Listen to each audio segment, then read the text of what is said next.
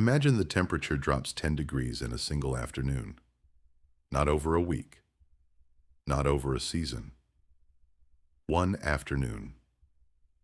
The sky that was pale blue at noon turns the color of a bruise by 4. And by dusk, the wind is carrying something you've never felt before. A cold that doesn't just sit on your skin, it reaches under it. You've survived cold before. Every year has had a cold season. But this year, the rain stopped early. The herds moved on schedule and never came back. And now the first snow isn't falling. It's arriving sideways, and it isn't stopping. This is the night your body starts making decisions without asking you. Shivering, then not shivering. That's worse. For most of human history, winter wasn't a season you dressed for. It was a filter. And most years, something on the other side of it didn't make it through. Today, when it's cold, you turn a dial. Maybe you complain about the walk from your car to the front door. You put on a coat you bought without thinking twice and forget about the weather within 30 seconds of being inside. For you, winter is an inconvenience with a thermostat solution. But for a human being, 40,000 years ago, standing at the edge of an ice age, that exact temperature drop, the one you'd barely notice through a window, could take everything from you in under 12 hours. And there were 3 ways it could happen, stacked one on top of the other, each one worse than the last. The first is exposure. Bare human skin starts losing dangerous amounts of heat and temperatures that modern people consider merely brisk, and full-blown hypothermia can set in within a few hours, below freezing, without adequate insulation. Early humans didn't have that insulation for most of their history. Homo sapiens likely wore some form of clothing for hundreds of thousands of years, but genetic studies of human body lice, an insect that only lives in worn clothing, suggest tailored fitted clothing didn't appear until roughly 170,000 years ago. Before that, whatever people wrapped themselves in was loose, imperfect, full of gaps. A real winter would find immediately. The second is starvation. Winter doesn't just make you cold, it erases your food supply. Plants die back. Rivers freeze over. Migratory herds leave for warmer ground. And the animals that stay become leaner, harder to find, and more dangerous to approach, because they're just as desperate as you are. Archaeological sites across Ice Age Europe show something called seasonal stress markers in human bones. Thin horizontal lines in the enamel of teeth called hairless lines, essentially scars left behind by periods when the body stopped growing because there wasn't enough to eat. Entire populations carry these marks, meaning winter starvation wasn't a rare tragedy. It was routine. And the third is the one people forget: isolation. When the ice closed in, it didn't just trap individuals. It cut off entire bands from each other. The trade networks that moved flint, shells, and information across hundreds of kilometers went quiet. If your group ran out of something critical, there was no reaching the next valley over. You were alone, with whatever you already had, and whatever you already knew. So winter didn't just test bodies. It compressed the entire margin for error down to almost nothing. And in the middle of that margin, one decision mattered more than any other: where you slept. Here's why that decision was so much harder than it sounds. Around 400,000 years ago, at a site in Germany called Schöningen, archaeologists found something that changes how we picture this. Wooden spears, expertly balanced, clearly built for throwing, alongside the butchered remains of horses. This wasn't a species stumbling through winter. This was a species planning for it. But planning and surviving are 2 different things, and the evidence for exactly how people slept through the coldest nights is sparse for a simple reason. Most winter shelters didn't survive to be found. Snow melts. Windbreaks rot. What we mostly find are the exceptions, the sites built to last, and those tell us how seriously the problem was taken. At Mezhirich, in what is now Ukraine, archaeologists uncovered something almost impossible to picture at first: a structure built from the bones of roughly 60 mammoths. Skulls stacked as a foundation, long bones arranged as a frame, the whole thing likely covered in hides, dating to around 15,000 years ago. Mammoth bone isn't light. Some of those skulls weigh more than a grown adult. Someone dragged them there, arranged them with intention, and built a shelter designed to outlast a season that would kill anyone left outside it. This wasn't opportunistic. This was engineering under a deadline that couldn't move. And once the shelter was built, the fire inside it became the only thing standing between a family and the same fate that erased Homo erectus from most of the planet.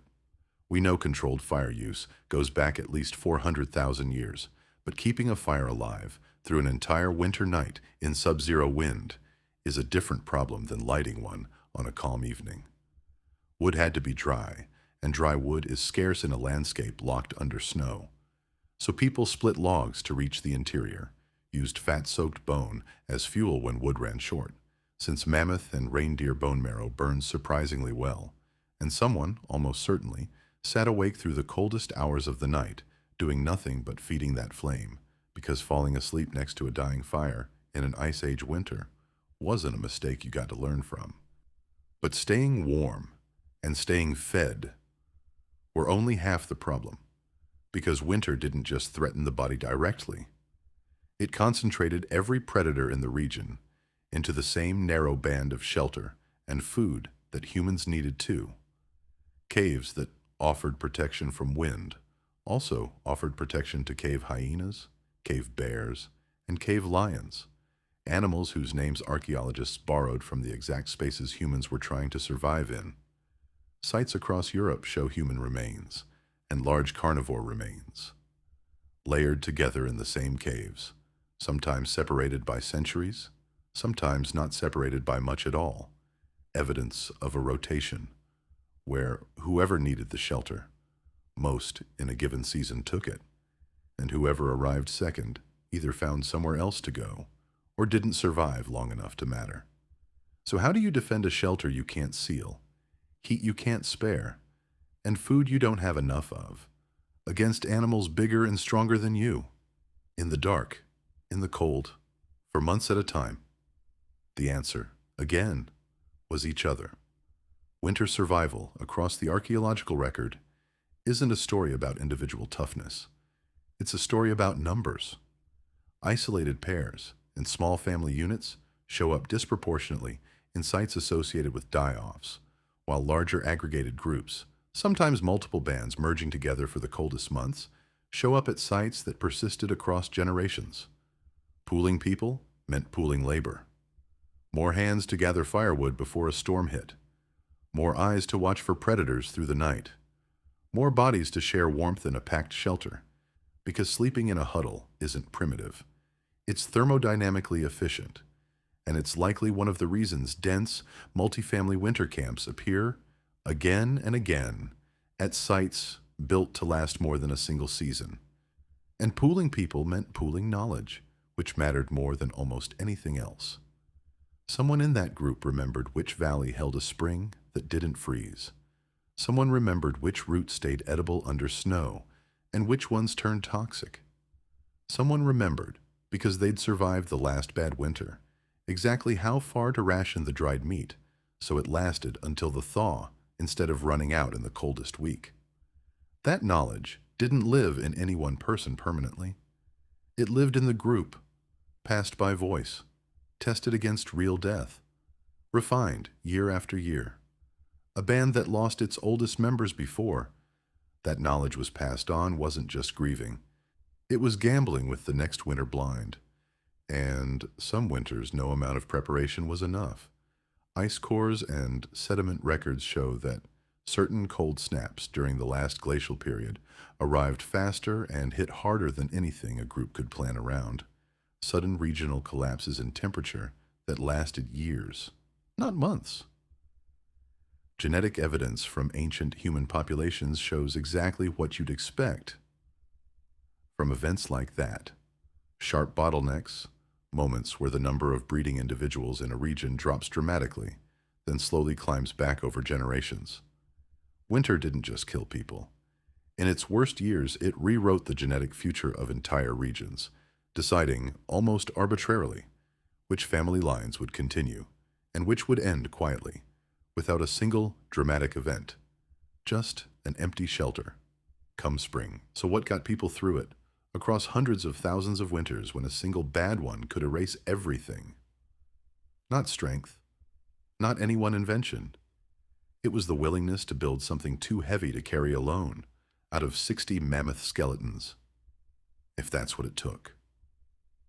It was staying awake through the coldest hour of the night for a fire that wasn't yours to lose. It was choosing to sleep in a crowded shelter with people you'd argue with in warmer months, because the math of shared body heat mattered more than personal space ever could. It was an old woman in the group who remembered exactly how far the last of the dried meat needed to stretch, because she was there the year it didn't. Winter should have killed us.